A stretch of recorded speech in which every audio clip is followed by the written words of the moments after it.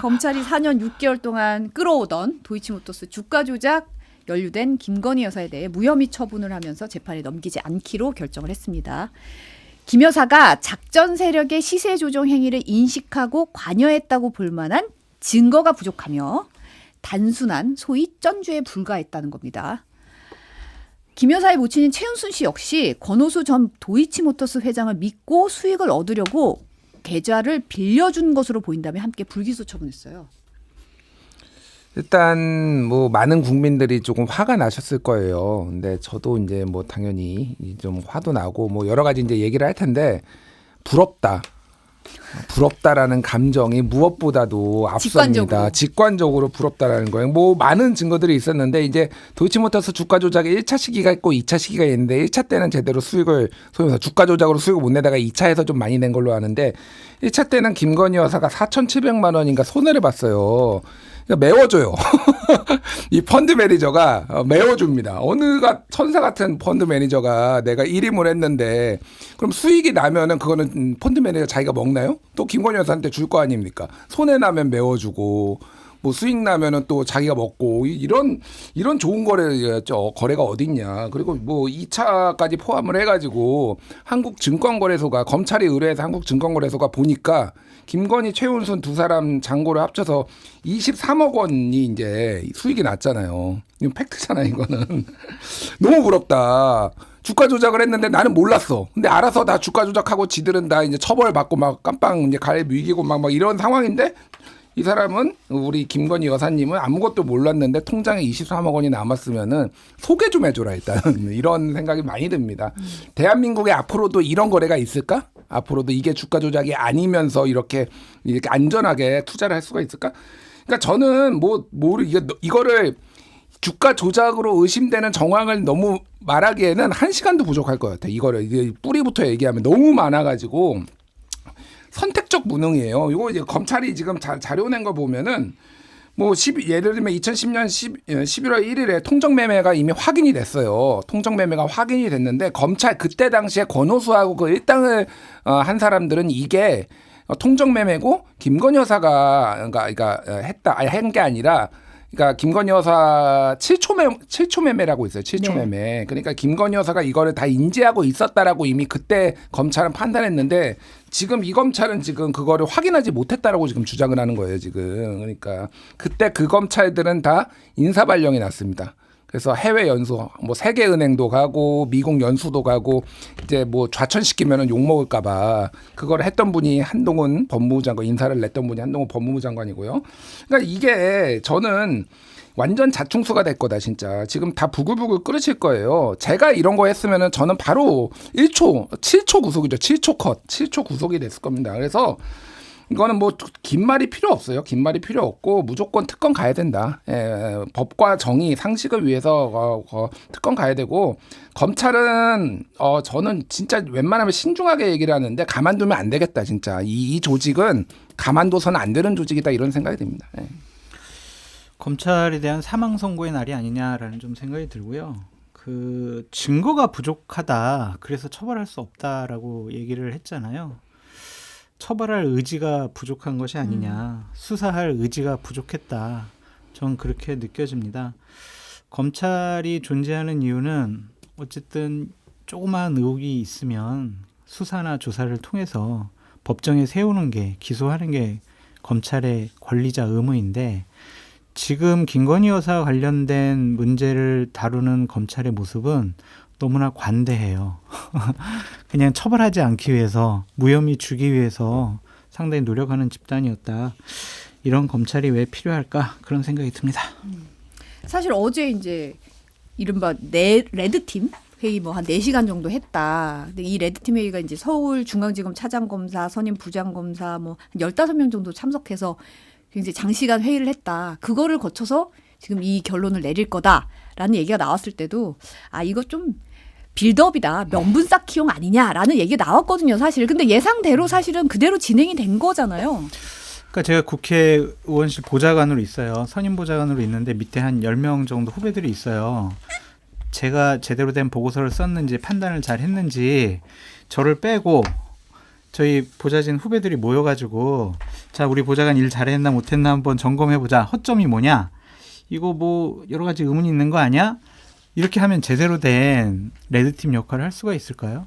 다른 방의 보좌관들을 불러가지고 우리 보좌관 일 잘했는지 못했는지 한번 보좌관의 관점에서 한번 판단해 주세요. 이게 맞잖아요.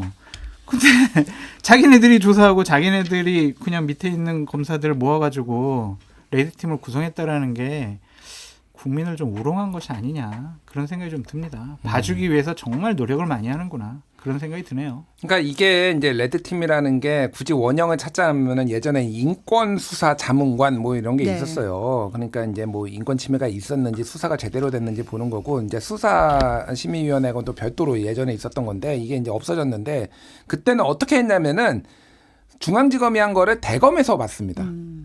그러니까 어쨌든 더 상급 기관이기도 하고 뭔가 이제 다른 관점에서 이제 좀 객관적으로 나름의 내부긴 하지만 객관적으로 이제 보려고 했던 그런 시스템이었던 거지. 말씀하신 대로 외부에서 보는 게 이제 수사자문위원회고 그리고 내부에서도 좀 다른 관점으로 보는 게 이건데 여기는 이게 지금 핵심이 뭐냐면은 검찰총장의 수사지휘권이 없기 때문에 심우정 검찰총장이 심우정이 결정을 내는 게 아니라 이창수 서울중앙지검장이 결정을 내리는 거예요.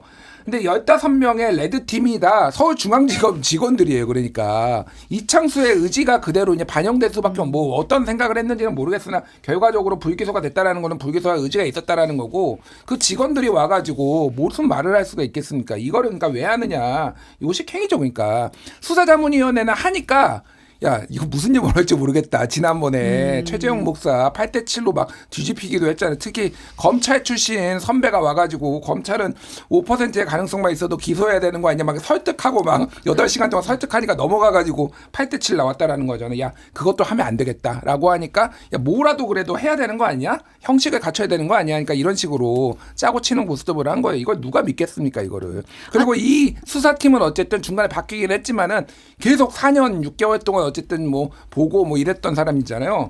여기에 15명 온 사람들은 하루 본 거예요. 이 방대한 거를. 물론 저 같은 사람도 언론 보도만 보고도 이거를 반박할 수 있는 게 어마어마하게 많지만은 제대로 기능을 했을 거냐. 기간도 짧고 자기 내부자들끼리 짜고 치는 고습이라고 이제 볼 수밖에 없는 거죠. 근데 사실은 이제 그 검찰 출신 선배가 했다는 말도 그 수심위에서 예전에 했다는 말도 검찰이라는 게 의심할 정황이 있으면 수사를 하고 거기에 대해서 판단은 재판을 가서 받아야 되는 거잖아요. 근데 그걸 무혐의 처분을 여기서 하고 재판으로도 넘기지 않는다는 건 굉장히 상식적으로 납득하기 힘든 상황이긴 한 거죠. 그래서 여기에 대해서 이제 조국 대표가 이러니 김 여사를 두고 처통령, 검찰처장, 처외법권, 처종복수 등 각종 패러디가 난무하는 것이다. 중전마마 방탄검찰이다라고 강하게 비판했더라고요. 근데 맞는 말인데 이걸 조국 대표가 하는 게 맞냐라는 좀 생각이 듭니다. 본인이 뭐 민정수석으로 있을 때 유재수 씨 감찰 무마하는데 여러 가지 역할을 한 것이 아니냐 뭐 이런 얘기도 많이 들었고 또 울산시장 선거에 청와대 뭐 개입과 관련해서도 뭐 여러 가지로 역할을 한 것이 아니냐 그런 비판을 받는 분이 뭐 이런 얘기를 하는 게 과연 설득력이 있을까? 맞는 말인데 메신저의 신뢰가 좀 하락을 해가지고 참 동의하기가 좀 어렵다. 맞는 말에만 좀 집중하세요. 뭐 이렇게 또 헐뜯고 물어뜯고 뭐 사실이라고 하더라도 아니 이게 선거 끝나면 조국 네. 대표가 밥 사준다고 그랬는데 약속을 안 지켜. 약속을 안 지키는 정치인에서는 비판을 해야죠. 아니, 언젠가 선거 끝난 날 다음 날 사주기로 한 것도 아니고 좀 기다려 보세요. 조금. 지금 6개월 지났잖아요. 그러니까 뭐 이게 그러니까 제가 말씀드리지만 여기에 다른 사람이 들어갔을 때 이거를 기소를 안 하겠냐고요. 저는 진짜 좀 이게 황당하다 진짜 황당하다. 뭐 그러니까 한 끝에 어떤 여지도 주지 않겠다. 눈꽃만큼의 여지도 주지 않겠다. 사실 컨트롤이 안 되는 거잖아요. 재판부는 또 나름의 독립적으로 판단할 수가 있고 뭐 재판부 잘못 걸리면은 뭐 그들의 입장에서 잘못 걸리면은 이게 무슨 일이 벌어질지 모른다라는 거잖아요. 그래서 뭐 이건 긴 말이 필요 없다. 그러니까 무조건 저는 이건 특검을 가야 된다. 뭐 정말 아마 그 지금 여론조사하면은 80% 나올 것 같아요. 특검 이거 도이치모터스 특검 가야 되는지 물어보면은. 예. 근데 이게 왜 이런 판단을 했을까? 이게 좋은 판단일까? 그냥 김건희 여사 자체나 윤석열 정권의 지지율에 도움이 될 만한 일인가? 아무리 생각해도 법적으로도 더 큰 문제가 나올 것 같고 지지율에도 악영향을 끼칠 것 같단 말이에요. 이렇게 무혐의 주면은 특검해야 된다라고 하는 의견이 더 높지. 그래, 우리 검찰에서 무혐의 줬으니까 기소 안 한다니까 특검도 할 필요 없겠네. 이렇게 생각하는 국민이 다수가 아닐 거 아니에요. 도대체 이해가 가지 않는 일들이 벌어지고 있어서 한심해요.